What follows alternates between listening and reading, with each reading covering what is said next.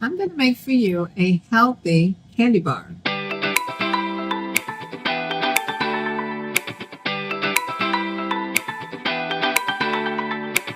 Well, it's not really a candy bar, but I call it one. It's made out of dates. Dates are really good for you if you're one of those people that love sugar. You may be a sugarholic. This may be the answer for you. It's really simple. You just open up the date. Make sure you take the pit out. You can't have the pit in there. You will be in trouble if you do.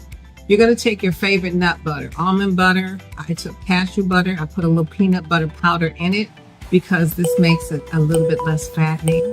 That is good for you. I'm going to take just a little bit of it and put it in the center of the date. It'd be messy, but it's really good. And then you put your favorite nut. I chose walnuts today. Walnuts are like brain food. You can use pecan, you can use almond, whatever you like. And guess what?